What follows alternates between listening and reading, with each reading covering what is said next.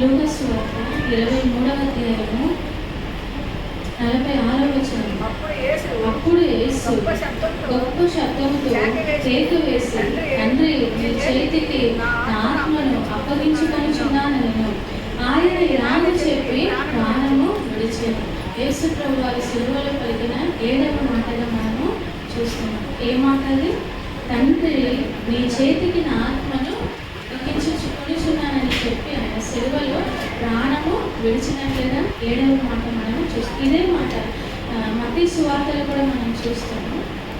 మత్తయి సువార్త 27వ అధ్యాయము 27-50 వచనం. యేసు మరలా బిగ్గరగా కేక వేసి ప్రాణము విడిచాడు. అంటే తండ్రి, నీ చేతికి నా ఆత్మను అప్పగించుకొనుచున్నానని చెప్పి యేసు ఎట్లా బిగ్గరగా కేక వేస్తూ ఆయన చెప్పి ప్రాణాన్ని విడిచినట్టుగా మనము చూస్తాం. యోహాను సువార్తలో మనం చూస్తాం. యోహాను సువార్త 10వ అధ్యాయము, యోహాను సువార్త 10వ అధ్యాయము 10వ వచనం. దొంగతనమును, హత్యను, నాశనము చేయటకు వచ్చును కానీ మరి దేనికి రాదు. గొర్రెలకు జీవము కలుగుటకును అది సమృద్ధిగా కలుగుటకును నేను వచ్చి తినని మీతో నిశ్చయముగా చెప్పుచున్నాను. నేను గొర్రెలకు మంచి కాపరిని. మంచి కాపరి గొర్రెల కొరకు తన ప్రాణము పెట్టును. దేవుని పరిశుద్ధ నామానికి వందనాలు, స్తుతులు, స్తోత్రాలు చెల్లించుకుంటున్నాను. ఆయన మన కొరకు మంచి కాపరిగా ఈ లోకానికి వచ్చారు. ఎందుకు? తన ప్రాణాన్ని పెట్టడానికి ఆయన ఈ లోకానికి వచ్చారు కదా. అంటే నేను గొర్రెలకు మంచి కాపరిని. దొంగ ఎట్లా అంటే దొంగతనాన్ని చేయటానికి, హత్య అంటే మన ఆత్మను దొంగలించడానికి, మన ఆత్మను హత్య చేయడానికి, నరకానికి తీసుకువెళ్ళటానికి దొంగ అనే అపవాది వస్తాడు. కానీ తన నుండి మనల్ని విడిపించి తన నిత్య జీవానికి వారసులుగా చేయటానికి, తన జీవాన్నే సిలువలో పెట్టడానికి ఈ లోకానికి ఆయన వచ్చారు. అందుకే నేను గొర్రెలకు మంచి కాపరిని, నేను గొర్రెల కొరకు నా ప్రాణాన్ని పెట్టుటకు నేను వచ్చేది. అది 10వ వచనంలో మనం చూస్తే గొర్రెలకు జీవము కలుగుటకును అది సమృద్ధిగా కలుగుటకును నేను వచ్చేది. అంటే గొర్రెలకు జీవం, మనకు జీవము కలగాలి, మన నిత్య జీవానికి వారసులు అవ్వాలి, మనం ఈ లోకంలో పాపంలో నశించిపోకూడదు, ఆ నరకానికి వెళ్ళకూడదు. తన జీవాన్ని మనకు సమృద్ధిగా అది కలగాలని ఆయన ఈ లోకానికి వచ్చి సిలువలో తన ప్రాణాన్ని ఆయన బలిగా పెట్టడం అనేది మనము చూస్తున్నాం. ఆయన ఎవరు? గొర్రెలకు మంచి కాపరి. లోకానికి మనకు మంచి కాపరిగా వచ్చి మన కొరకు ఆయన సిలువలో ప్రాణాన్ని పెట్టడం అనేది మనము చూస్తాం. అదేవిధంగా యెషయా 53:12 వచనంలో కూడా మనం చూస్తే ఆయన మన కొరకు ప్రాణాన్ని ధారపోసారని. అంటే మన అతిక్రమము చేయబడిన వాళ్ళు ఆయన ఎంచబడి, మన అతిక్రమముల కొరకు, మన అపరాధ క్రియల కొరకు ఆయన అతిక్రమము చేయబడిన వారిలో ఒకరుగా ఆయన ఎంచబడ్డారు. మన కొరకు ఆయన ప్రాణాన్ని సిలువలో ధారపోసారని మనము దేవుని వాక్యంలో మనము చూస్తాం. అదేవిధంగా లూకా సువార్తలో 7వ మాట చూస్తాము. తండ్రి, నీ చేతికి నా ఆత్మను అప్పగించుకొనుచున్నానని యేసు ప్రభువారు 7వ మాటగా పలకడం. ఇదే మాట అపోస్తల కార్యములో కూడా మనం చూస్తాము. అంటే స్టెఫెను గురించి చూస్తే స్టెఫెను పరిశుద్ధ ఆత్మతో, విశ్వాసముతో నిండిన ఒక దేవుని పరిచారకుడుగా ఎన్నుకొనబడిన వ్యక్తి. ఆ వ్యక్తి అక్కడ దేవుని గురించి మాట్లాడేటప్పుడు అక్కడ ఉన్న వారందరూ కూడా ఏం చేస్తున్నారు? కళ్ళు కొరుకుతూ, కోపముతో రాళ్ళు తన మీద విసురుతున్నప్పుడు తన ప్రాణాన్ని దేవుని సన్నిధిలో అప్పగించడం అనేది అపోస్తల కార్యం 7:59 ప్రభువును గురించి మొర్రపెట్టుచు, యేసు ప్రభువా నా ఆత్మను చేర్చుకొనుమని స్టెఫెను పలుకుచుండగా వారు అతన్ని రాళ్లతో కొట్టారు. స్టెఫెను ఎట్లా కొట్టారు? రాళ్లతో కొట్టారు. అంటే తను దేవుని గురించి మాట్లాడుతూ దేవుని జ్ఞానముతో, ఆత్మ అభిషేకముతో, పరిశుద్ధ ఆత్మతో నిండుకొని తను మాట్లాడేటప్పుడు అక్కడ ఉన్న వారందరూ కూడా ఏం చేస్తున్నారు?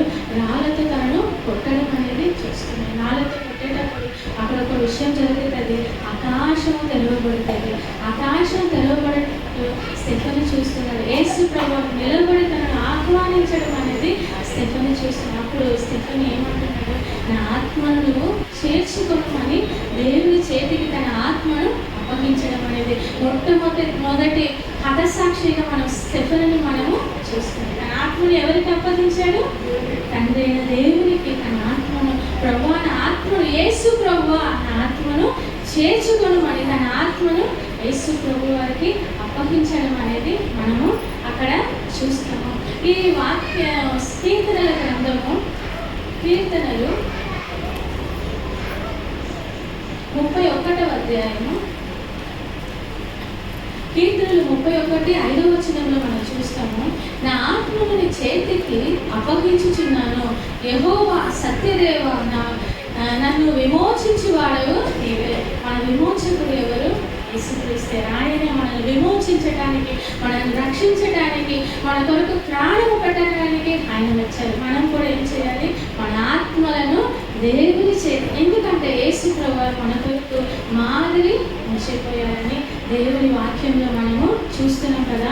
1 పేతురు 4:19 చూస్తుంటే 1 పేతురు 4వ అధ్యాయము 19, కాబట్టి దేవుని చిత్త ప్రకారము బాధపడు వారు సత్ప్రవర్తన గలవారై నమ్మకమైన సృష్టికర్తకు తన ఆత్మను అప్పగించుకొనవలెను. అంటే కాబట్టి దేవుని చిత్త ప్రకారము బాధపడు వారు సత్ప్రవర్తన గలవారై నమ్మకమైన సృష్టికర్తకు తమ ఆత్మలను అప్పగించుకొనెను. యేసు ప్రభువు ఈ లోకానికి వచ్చి మన కొరకు ఆయన ప్రాణాన్ని పెట్టడం, తన ఆత్మను తండ్రికి అప్పగించడం అనేది మనం చూస్తాం. మనము కూడా ఎలా ఉండాలని దేవుని వాక్యంలో చూస్తాం. యేసు ప్రభువు లోకానికి వచ్చి తండ్రి చిత్తం అంతే నెరవేర్చారు కదా. ఇప్పుడు 6 మాట్లాడారు. తండ్రి చిత్తం అంతా ఆయన నెరవేర్చి సమాప్తమైనదని చెప్పి తండ్రికి తన ఆత్మను అప్పగించుకున్నాడు. అదేవిధంగా దేవుని చిత్త ప్రకారము శ్రమపడే వారు మనం ఏం చేయాలి? మనం సత్ప్రవర్తన కలిగి ఉండాలి. మనం సత్ప్రవర్తన కలిగి ఉన్నప్పుడే మనము కూడా మన ఆత్మను తండ్రి చేతికి అప్పగించుకోగలరు. ఆయన మనకు మాదిరి ఉంచిపోయాడు అని దేవుని వాక్యంలో మనము చూస్తున్నాం. అదేవిధంగా హెబ్రీలో మనం చూస్తే హెబ్రీ పత్రిక 7వ అధ్యాయము 26వ వచనము, హెబ్రీ 7:26, పవిత్రుడును నిర్దోషియు నిష్కల్మషుడును పాపులలో చేరక ప్రత్యేకముగా ఉన్నవాడును ఆకాశ మండలము కంటే మిక్కిలి తెచ్చైన వాడునైన ఇట్టి ప్రధాన యాజకుడు మనకు సరిపోయిన వాడు. యేసు ప్రభువు గురించి దేవుని వాక్యము చూస్తే ఆయన పవిత్రుడు, ఆయన నిర్దోషి, ఆయన నిష్కల్మషుడు, ఆయన పాపులలో చేరక ప్రత్యేకమైన వాడిగా ఈ లోకంలో ఆయన జీవించాడు. ఆయన గురించి ఆయన పవిత్రుడు, ఆయన పరిశుద్ధుడు, ఆయన నిర్దోషిగా ఈ లోకంలో ఆయన వచ్చాడు, నిర్దోషిగా జీవించాడు. ఆయన నిష్కల్మషుడు, ఆయనలో ఏ కల్మషము, ఏ కపటము ఆయనలో కనబడలేదు. ఆయన పాపము చేయలేదు, ఆయన నోటిలో ఏ కపటము కూడా కనబడలేదని దేవుని వాక్యంలో మనము చూస్తున్నాం. ఇంకొక ప్రత్యేకమైన మాట ఇక్కడ చూస్తాము, ఆయన పాపులలో చేరక ప్రత్యేకముగా ఉన్నవాడంట. ఆయన పాపులలో, ఈ లోకంలో ఆయన పాపుల మధ్యలోనే ఆయన సంచరించారు, పాపుల మధ్యలోనే ఆయన జీవించారు. పాపులను రక్షించడానికి క్రీస్తు యేసు ఈ లోకములకు వచ్చాడు. అయినా పాపులలో ఆయన చేరలేదు, పాపంలో ఆయన చేరలేదు. పాపులలో చేరక ఆయన ప్రత్యేకమైన వాడు, పరిశుద్ధుడు, నిష్కల్మషుడు, నిర్దోషుడు అని దేవుని వాక్యంలో మనం చూస్తున్నాం. మన జీవితంలో ఆయన మాదిరి ఉంచిపోయాడు. కాబట్టి మనం కూడా ఎలా ఉండాలి? పరిశుద్ధులుగా, నిర్దోషులుగా, పాపంలో పాలివారము కాకుండా మనల్ని మనము ప్రత్యేకింపబడి ఆయన నడిచిన జాడలో మనం నడిచినప్పుడు మనము కూడా మన జీవిత అంతము దేవుని చిత్త ప్రకారం నడిచి మన ఆత్మను ఎవరికి అప్పగించాలి? తండ్రి అయిన దేవునికి. స్టెఫెన్ అంటాడు కదా, యేసు ప్రభువా నా ఆత్మను నీ చేతికి అప్పగించుకొనిచున్నాను. స్టెఫెన్ మనందరూ ఎదురు తిరిగి రాళ్ళతో కొడుతున్నాడు, కానీ స్టెఫెన్ ఏం చేస్తుంది? మీరు నీకు క్షమించు ప్రభువా, నా ఆత్మను నీ చేతిలో నేను అప్పగిస్తున్నానని అక్కడ దేవుని సన్నిధానంలో తాను ప్రార్థన చేయడం అనేది మనం చూస్తాం. ఆఖరిగా మనం చూసుకుంటే 1 పేతురు 2వ అధ్యాయం మొదటి పేతురు 2వ అధ్యాయము 20 వచనం నుంచి చూస్తే, తప్పిదమునకై దెబ్బలు తిరిగినప్పుడు మీరు సహించిన ఎడల మీకేమి ఘనము, మేలు చేసి బాధపడినప్పుడు మీరు సహించిన ఎడల అది దేవునికి హితమగును, ఇందుకు మీరు పిలువబడితే. అక్కడ స్టెఫెన్ ఏమన్నా అన్యాయం చేశాడా? కాదు. యేసు ప్రభువుని ఏమన్నా పాపం కాదు. ఆయనలో ఏ పాపము లేదు, ఆయన నోట్లో ఏ కపటము లేదు, ఆయనలో ఏ కల్మషము లేదు. ఆయన పాపులలో చేరని ప్రత్యేకమైన వాడు, నిర్దోషి అని దేవుని వాక్యంలో మనం చూస్తున్నాం. ఆయన మన కొరకు ప్రాణాన్ని అర్పించి మనకు మాదిరి, మనకు కొరకు ఉంచిపోయాడు. స్టెఫెన్ కూడా వాళ్ళందరూ రాళ్ళతో కొట్టేటప్పుడు తన వారికి ఎదురు కూడా తిరగలేదు. యేసు ప్రభువు కూడా మన కొరకు మాదిరి ఉంచిపోయారు. అందుకే తప్పిదములకై దెబ్బలు తిరిగినప్పుడు మీరు సహించిన ఎడల మీకేమి ఘనము, మేలు చేసి బాధపడినప్పుడు మీరు సహించిన ఎడల అది దేవునికి హితమగును, ఇందుకు మీరు పిలువబడితే. మనం ఎందుకు పిలువబడినాము? మనం తప్పులు చేసి మనం శిక్ష అనుభవిస్తే మనకేమన్నా హితం అవుతుందా? అది మంచిదా? కాదు. కానీ మనం మేలు చేసినప్పుడు, మనం యేసు ప్రభువుని అంగీకరించి ఆయన కొరకు నిందలు, అవమానాలు, హింసలు పడేటప్పుడు మనం ఎవరికి ఎదురు తిరగకుండా మనం దేవుని చేతిలో మనల్ని అప్పగిస్తూ మనల్ని ఏం చేయాలి? దేవుని సన్నిధానంలో తగ్గించుకునేటప్పుడు అదే మనకు మహిమకరంగా, అదే దాని కొరకే మనము పిలువబడ్డామని దేవుని వాక్యము. అందుకే యేసు ప్రభువు కూడా ఎదురు తిరిగారు. ఆయన గొర్రె పిల్ల, ఆయన 6వ వాక్యం చెప్పిన బిడ్డలు కూడా ఏం చెప్పారు? ఆయన వదకు తీయబడిన గొర్రె పిల్లగా వచ్చి కత్తిరించు అని ఎదుట గొర్రెగా ఆయన ఎలా ఉన్నారు? మౌనముగా ఉన్నారు. ఆయన ఎదురు తిరగలేదు, ఆయన దూషింపలేదు అని ఇక్కడ కింద కూడా చూస్తాము. క్రీస్తు కూడా మీ కొరకు బాధపడి మీరు తన అడుగు జాడలందు నడుచుకున్నట్లు మీకు మాదిరి ఉంచిపోయాను. ఆయన పాపము చేయలేదు, ఆయన నోటను ఏ కపటమును కనబడలేదు, ఆయన దూషింపబడి బదులు దూషింపలేదు, ఆయన శ్రమ పెట్టబడి బెదిరింపక న్యాయముగా తీర్పు తీర్చు దేవునికి తను తాను అప్పగించుకున్నాను. ఆయన దూషింపబడ్డారు కానీ బదులు దూషింపలేదు. ఆయన న్యాయముగా తీర్పు తీర్చే దేవునికి తను తాను అప్పగించుకున్నాడని దేవుని వాక్యం. మనం కూడా ఈ లోకంలో శ్రమలు అనుభవించినప్పుడు, యేసు ప్రభువు కొరకు నిందల అవమానములు పొందినప్పుడు మనము ఎదురు తిరిగే వారముగా మనము ఉండకూడదు. ఆ శ్రమలన్నీ మనం సహించే వారముగా, న్యాయముగా తీర్పు తీర్చే దేవునికి మనల్ని మనము అప్పగించుకోవాలి. యేసు ప్రభువు మనకు మాదిరి ఉంచిపోయాడు కాబట్టి మనము కూడా ఆయన అడుగు జాడలో నడుచుకో. ఆయన నిర్దోషి, ఆయన పాపంలో చేరక ప్రత్యేకమైన వాడు, ఆయన నిష్కల్మషుడు, ఆయన పరిశుద్ధుడుగా ఈ లోకంలో మనకు మాదిరి ఉంచిపోయాడు. మన కొరకు సిలువలో ప్రాణాన్ని పెట్టాడు. మన తండ్రి ఆత్మను నీ చేతికి అప్పగించుకొనిచున్నానని తన ప్రాణాన్ని పెట్టడం మనకు మాదిరిగా, మనము కూడా దేవుని చిత్త ప్రకారం నడిచి సత్ప్రవర్తన కలిగిన వారిగా మన ఆత్మను ఎవరికి అప్పగించుకోవాలి? తండ్రి అయిన దేవుడికి, యేసు ప్రభువుకి అప్పగించుకోవాలని మొదటి పేతురులో మనము చూస్తాం. మనము కూడా మనం ఈ లోక యాత్రను ముగించినప్పుడు మన ఆత్మ ఎక్కడికి వెళ్ళాలి? యేసు ప్రభువు దగ్గర వెళ్ళాలి. ఆయన మనకు మాదిరి ఉంచిపోయాడని మనం చూస్తాం. లూకా సువార్త ఆఖరిగా ఆ వాక్యం చూసుకున్నాం. లూకా సువార్త 23:46. లూకా సువార్త 23:44 నుంచి, అప్పుడు రమారమి మధ్యాహ్నం ఆయన అది మొదలుకొని 3 గంటల వరకు ఆ దేశమంతటి మీద చీకటి కమ్మెను, సూర్యుడు అదృశ్యమైన, గర్భాలయపు తెర నడిమికి చినిగిన. రమారమి ఎప్పుడైందంటే ఇది మధ్యాహ్నమందు, అంటే యేసు ప్రభువు ప్రాణం విడిచిన సమయము 3 గంటల. 3 గంటలు ఎందుకు యేసు ప్రభు అంటే ఇంకొక మాట మనం చూసుకుందాం. యోహాను సువార్త 10వ అధ్యాయము, యోహాను సువార్త 10వ అధ్యాయము 17వ వచనం నుంచి, నేను దాన్ని మరలా తీసుకొన్నట్లు నా ప్రాణమును పెట్టుచున్నాను, ఇందువలననే నా తండ్రి నన్ను ప్రేమించుచున్నాడు, ఎవడును నా ప్రాణము తీసుకొనడు, నా అంతట నేనే దానిని పెట్టుచున్నాను, దాని పెట్టుటకు నాకు అధికారము కలదు, దాన్ని తిరిగి తీసుకొనుటకు నాకు అధికారము కలదు, నా తండ్రి వలన ఈ ఆజ్ఞను నేను పొందినాను. అంటే నా ప్రాణమును ఎవరు కూడా తీసుకు తీసుకున్నాడని దేవుని యేసు ప్రభువారు అంటే ఆయన ప్రాణాన్ని ఎవ్వరు కూడా తీసుకోలేరు. ఆయన పెట్టుట యేసు ప్రభువారు ఏమంటున్నారు, ప్రాణాన్ని పెట్టుటకు నాకు అధికారం ఉంది, మరలా నేను దాన్ని తీసుకున్నటకు నాకు అధికారం ఉంది, తండ్రి వల్ల నేను ఈ ఆజ్ఞ నేను పొంది ఉన్నాను. అందుకే యేసు ప్రభువారు మధ్యాహ్నం మందు 3 గంటలప్పుడు అంటే ఇశ్రాయేలు ప్రజలు బలి అర్పించే సమయముగా మనం అక్కడ చూస్తాం. యూదులు అక్కడ బలి అర్పించే సమయం మధ్యాహ్నం 3 గంటలకు మన పాప పరిహారార్థ బలి కొరకు, మన అపరాధ పరిహారార్థ బలిగా ఆయనే అప్పగించబడ్డారు ఆ సమయం. అందుకే ఆ సమయంలో ఆయనే తన ప్రాణాన్ని సిలువలో పెట్టారు. ఆయన ప్రాణాన్ని ఎవరు తీసుకోలేరు. ఆయన కరెక్ట్గా 9 గంటల నుంచి 3 గంటల వరకు సిలువలో వేలాడబడడం, 7 మాటలు అక్కడ పలకడం అనేది మనం చూస్తాం.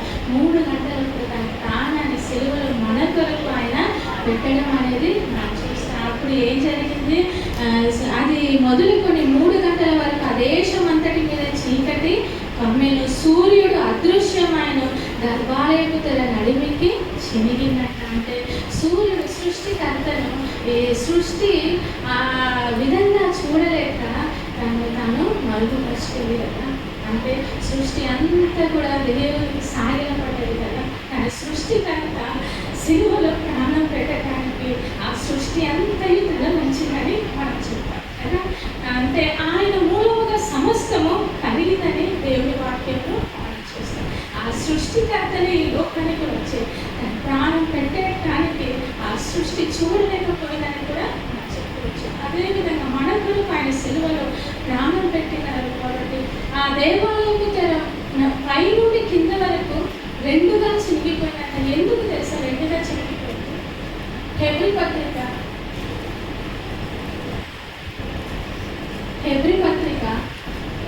9వ అధ్యాయము 19లో మనం చూస్తే, సహోదరులారా, యేసు మన కొరకు ప్రతిష్ఠించిన మార్గమున అనగా నూతనమైనది జీవము గలదియు ఆయన శరీరము అను తెర ద్వారా ఏర్పరచబడినదియునైన మార్గమున ఆయన రక్తము వలన పరిశుద్ధ స్థలమునందు ప్రవేశించుటకు మనకు ధైర్యము కలిగి ఉన్నది కనుక ఆమె దేవుని నామానికి వందనాలు.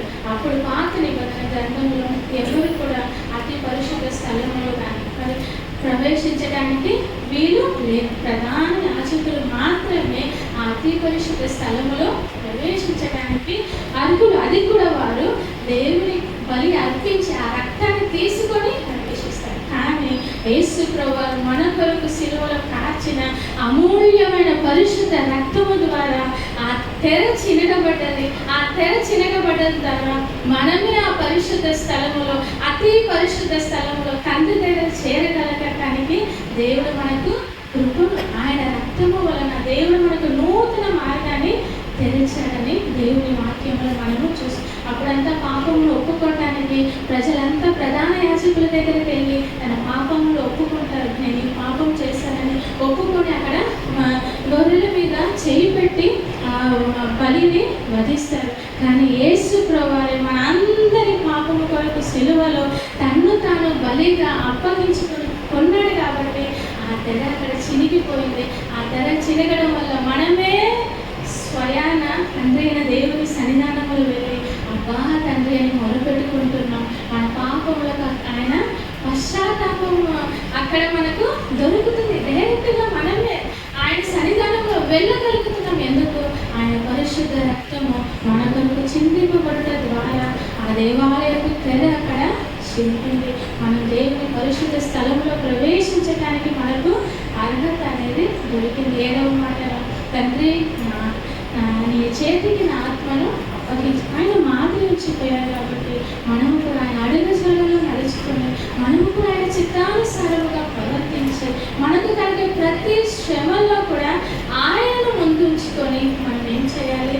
మనము కూడా మన ఆత్మను తండ్రి అయిన దేవుడికే, హెబ్రీలో మనం చూస్తాం, మన ఆత్మకు ఆయన తండ్రి అని, మన ఆత్మకు ఆయన కాపరి అని మనం చూస్తాం. మన ఆత్మకు సృష్టికర్త ఆయనే కాబట్టి మన ఆత్మను ఎవరికి అప్పగించాలి? స్టెఫెను ప్రభువా నా ఆత్మను చేర్చుకొని మనము కూడా అలాంటి సాక్ష్యకరమైన జీవితం జీవించి మన జీవిత అంతంలో కూడా మనము తండ్రి అయిన దేవునికి మన ఆత్మను అప్పగించే వారంగా ఉండాలి. చిన్న వాక్యాన్ని దేవుడు దీవించుకుంటారు.